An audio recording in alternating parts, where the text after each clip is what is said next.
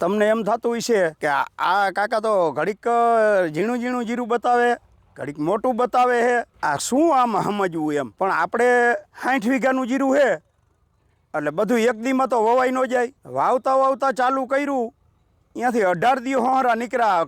મગફળીની વિણાણ કરવાની હતી આપણે, એટલે એમાં હરવે કે 18 દી વાવેતર પૂરું કરી લીધું હતું. અને આ જીરું આપણે વાવ્યું છે 28 તારીખે, એટલે 52-53 દી થાય છે આ જીરાને.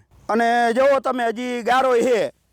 અત્યારે આપણે આને ઉતાર ક્યાંય હતો નહીં આખાઈ પડામાં, તો કીધું પાઈ દઈ આ જીરું, એટલે સાહસ કરીને પાયું છે. અને જીરાને તો તમને ખબર છે કેવું સાચવવું પડે, પાવામાં કેવી જીગર કરવી પડે. નકર તો એમનેમ આપણે બીન મરી રહી ગયા, આ તો ઘરનું ઉતરી જશે તો કાં ઉતરી જાય, બગડી જાય. એટલે પાઈ દીધું છે ને ઉપર બે છંટકાવ દવાના કરી નાખશું. હવે આજ હોરું પી રહ્યું છે અને દવાઈ આજ છાંટી દીધી છે.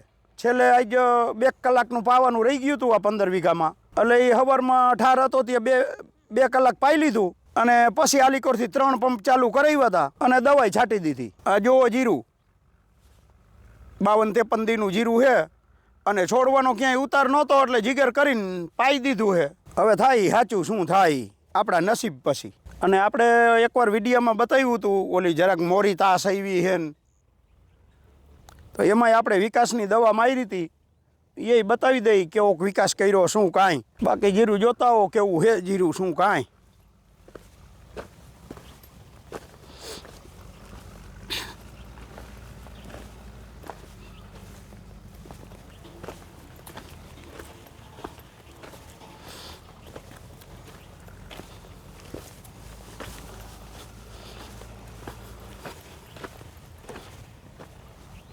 અહીંયાથી ઓલો આપણે ભૂરો તાસ હતો અને જીરું હાવ નબળું હતું અને વિકાસની દવા મારી. હવે કાંઈક થોડુંક મેળમાં આવ્યું લાઇટમાં,